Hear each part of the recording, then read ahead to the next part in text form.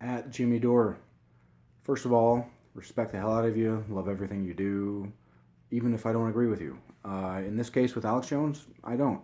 I get the fear, and I get that Alex Jones is gone, and then now we see them targeting left wing. But that's not because we allowed them to take down Alex Jones. That's them capitalizing on the fact that Alex Jones is going, so they just simply use it as a smokescreen. That way they don't have to manufacture one that they would eventually. And so, yes, by allowing Alex Jones to go, it might mean that Occupy London goes a little bit faster. The difference therein, though, is that they were going to go after these sites anyway. That's why they go after, or they worked with David Brock as much as they did. They worked with Hillary Clinton campaign.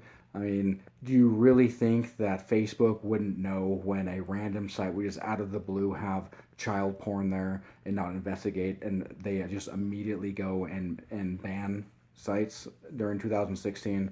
So you're smarter than this, man. You know this. And Facebook wants to go after left wing anyway, and they're going to. And so if they're going to go after us, why should we allow them to have Alex Jones? And so allow them to show their two-facedness. And I get it, it's dangerous, but with even YouTube Live, with Facebook Live, it's really hard for them to be able to censor and keep out the bigger and better and greater speech. And while I agree, better speech and more speech and greater speech is better, there's a difference between YouTube when they can just say fake news, fake news. Do you see them here now? They can manufacture, they can green screen anything the fuck they want and say, look at me, I'm in XYZ place and nobody's here, so obviously nobody agrees with you. But when it's live in a town square, that's different. Showing bodies to bodies, mano y mano, you fucking crush it with bigger, better speech. YouTube is a platform. The First Amendment covers speech, does not give you the right to a platform. And when your speech leads to people being shot, threatened, I mean, I have a 6-year-old kid now, man. I can't even imagine, like, the parents of Sandy Hook. Like, that motherfucker should have been gone a long time ago. Like, that's not even okay to play with. And there are some things that, like a rabid dog, you need to be put down. There's limits to all of our rights. While I think the Second Amendment could use more, even that one is limited. I can't just go out and buy a fucking machine gun if I want. Maybe a semi-auto, but not an auto.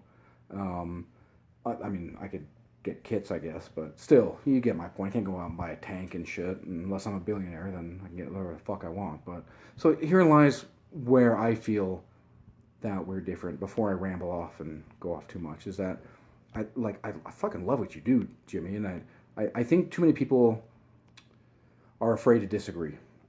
I think that in a lot of ways you are more politically savvy than me.